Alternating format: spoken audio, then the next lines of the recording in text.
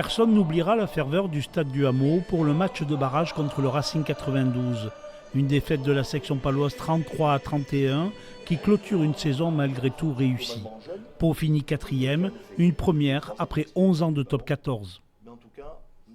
Nous ici à la 4e marche du top 14 est une performance pour le club, est un drôle de défi pour nous. Et avant tout, on est très fiers d'avoir mérité cette 4e place.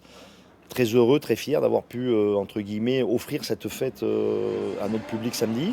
Par contre, on a perdu ce match. Et c'est sûr que c'est une déception et qu'on aurait aimé continuer plus. Et je crois d'ailleurs que la puissance de la déception montre bien, témoigne bien que les joueurs et le staff étaient déjà projetés ou se sentaient capables d'avoir au moins une marche de plus. L'heure est donc au bilan côté palois. 240 000 spectateurs, championnat et Coupe d'Europe, ont fréquenté le Hameau. Un stade qui devra encore évoluer en réalisant la 4e tribune après l'achèvement du nouveau Ounia Camp.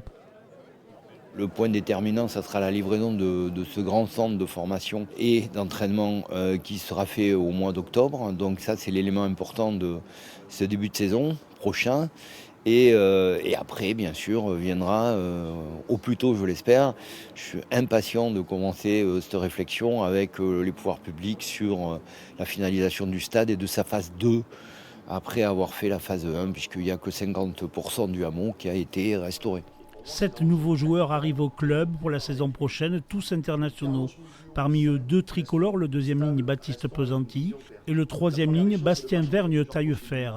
2 Argentins, l'avant Santiago Grondona et le demi de mêlée Gonzalo Garcia. Un profil de joueur électrique, vif, rapide, porteur de balle, défenseur très engagé, mais qui nous paraît être le bon profil au bon moment vu les besoins de notre équipe. La section paloise reprendra l'entraînement le 20 juillet, début du championnat du top 14 le 5 septembre.